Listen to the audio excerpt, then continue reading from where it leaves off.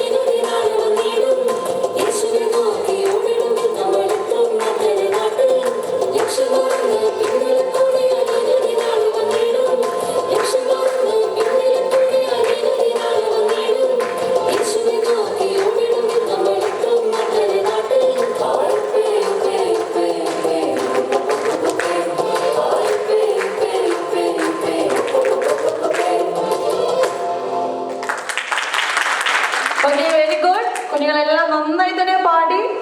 പിന്നെ നമുക്ക് ഇനി കഥകളല്ലേ അല്ലേ ലീന? പാട്ട് കഴിഞ്ഞ മോള് പറഞ്ഞ കഥകളല്ലേ?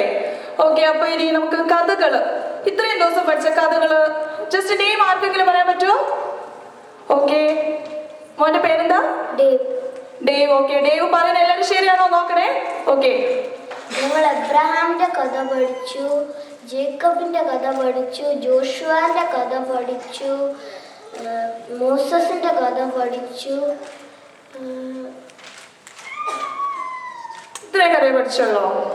കഥ പഠിച്ചു, ദാവീദിന്റെയും ഗോലിയാത്തിന്റെയും കഥ പഠിച്ചു, യേശു 100 ആടുകളുടെയും കഥ പഠിച്ചു. Okay, very good. നിങ്ങൾ എല്ലാവരും ഇതൊക്കെ പഠിച്ചോ?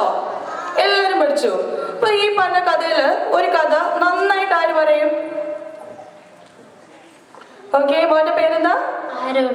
ആരോൺ ഇപ്പൊ ശരിക്കും കഥ പറയുന്നതായിരിക്കും. എല്ലാവരും ശ്രദ്ധിച്ചത് ആന്റോട് ശരിയാണോ എന്ന് പറയണേ.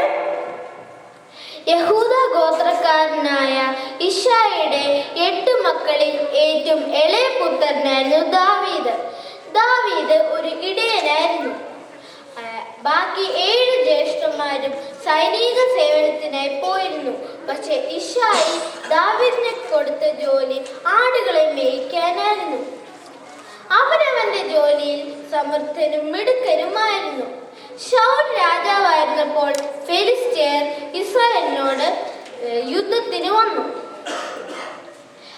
ഫെലിസ്ത്യർ അവരുടെ നേതാവായി ഗോലിയാത്തിനെയായിരുന്നു തെരഞ്ഞെടുത്തത്.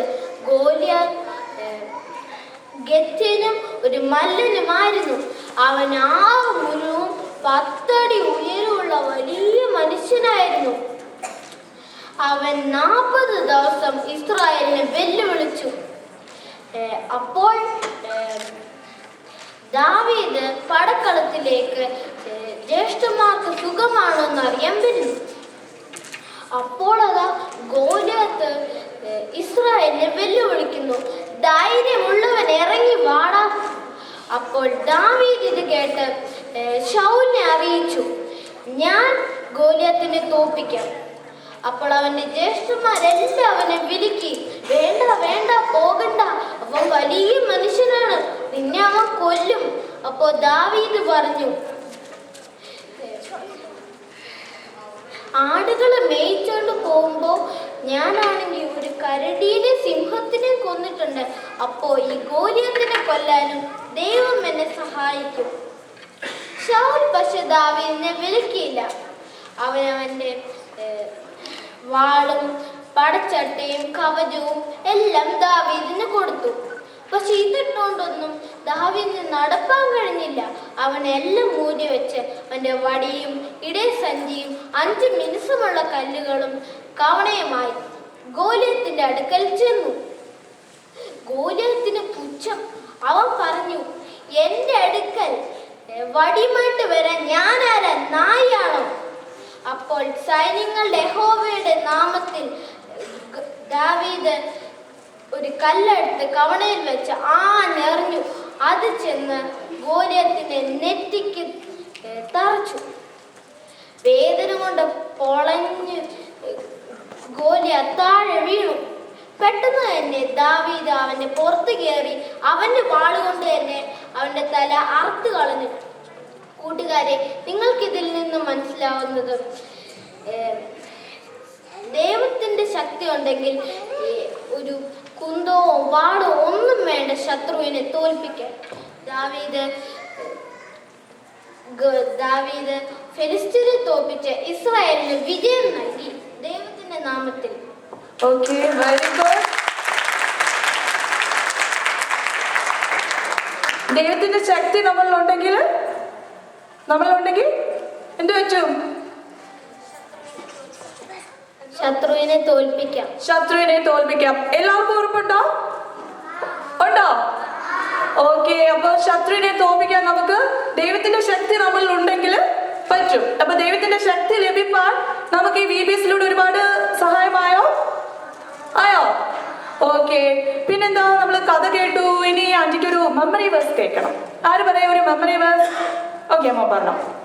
All things are possible with God. Mark 10:27b. Okay, all things are possible with God. Okay, very good.